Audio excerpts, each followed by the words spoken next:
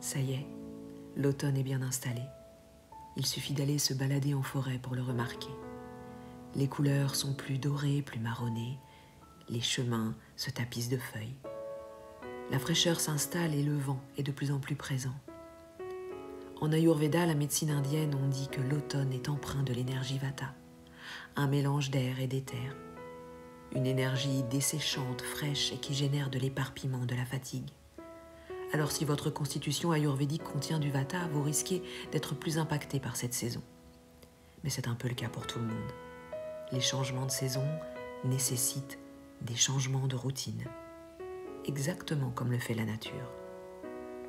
Pour contrer cette instabilité, il faut être au plus près de la terre. On pourra alors se promener en forêt, par exemple, en écoutant de manière consciente les bruits de la nature. Retrouver une maison aux couleurs douces et à la lumière tamisée. Se prévoir des moments réconfortants avec des éléments apaisants comme une boisson chaude qui vous permettra de vous hydrater et quelques douceurs. Et si vous avez la possibilité de voir un feu, alors c'est juste parfait. Il faudra penser à adapter son alimentation avec des plats plus onctueux, comme des soupes ou des dalles, ces plats de lentilles concassées en purée.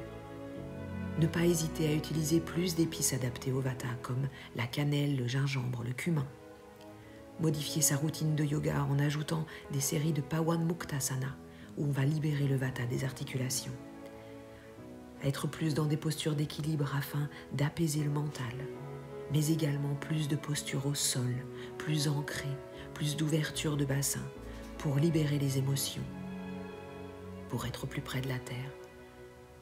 Venir huiler son corps avec une huile chaude, venir pratiquer Nasya en déposant des gouttes à l'intérieur de son nez, pratiquer la méditation ou des moments de contemplation, des moments de lecture apaisante et bien entendu, bien se couvrir.